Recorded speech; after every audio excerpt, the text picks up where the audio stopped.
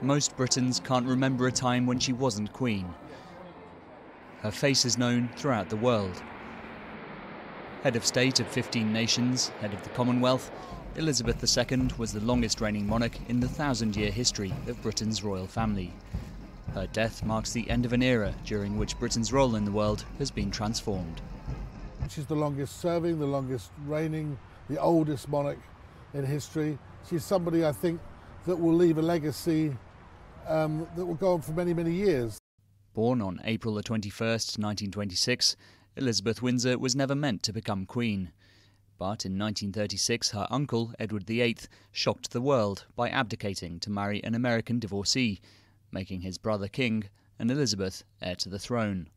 When George VI died in 1952, Elizabeth became Queen at just 25 years old. Her coronation the following year was the first internationally televised live event. It was the moment she made her solemn promise to serve her country for life. She made it clear right from the start that she would see it through whatever happened. She would never abdicate under any circumstances, and that all of her life would be devoted to duty. And I think she got that sense of duty from her father, who rescued the monarchy after King Edward VIII had abdicated. Always strictly neutral politically, Elizabeth nonetheless had the ear of every British Prime Minister from Winston Churchill onwards. The content of their weekly meetings is one of Buckingham Palace's most closely guarded secrets. Are you supposed to be looking as if you're enjoying it? Yes. Throughout her 7 decades on the throne, she also met dozens of foreign leaders, everyone from Charles de Gaulle to Nelson Mandela to Donald Trump. She embodied stability in a century marked by political and social upheaval. Every decade that she was on the throne, there were massive changes, social changes, and there were wars, there were recessions, there were financial crises, there was the COVID crisis, all these things, and she was the one constant. Said by some to have been distant from her 4 children, her harshest test came in the wake of the death of Princess Diana, with British media judging her response too slow and reliant on outdated protocol. More recently, scandal surrounded her son Prince Andrew, who reached an out-of-court settlement after being accused of sexual assault. And the royal family was accused of racism by Prince Harry and his wife Meghan, though they were quick to exclude the Queen herself from the charge.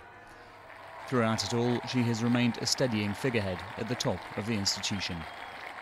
I mean, the Queen throughout her reign has been, I think, very stoic. She has been very enduring because she's understood that her position was not to make sort of sudden or perhaps dynamic moves, but to kind of be a more constant presence and also to listen. And I think that's something that she did very well very early on in her reign. She really listened and learned. Still working well into her 90s, her public appearances decreased following the death of her husband Philip. But in 2022 she reached 70 years on the throne, becoming the first monarch to mark a platinum jubilee. The celebrations were tinged with the knowledge that this would likely be her last such major event. Her son Prince Charles has gradually taken on more responsibility and finds himself king of a very different country to that which his mother first ruled. No longer an empire, the UK is more socially liberal, but faces the divisions of Brexit and the possibility of Scotland holding another independence referendum. But with the royal lineage assured for 3 generations through Charles, grandson William and great-grandson George, Elizabeth II has departed knowing she fulfilled her principal duty, to guarantee the continuity of the British monarchy.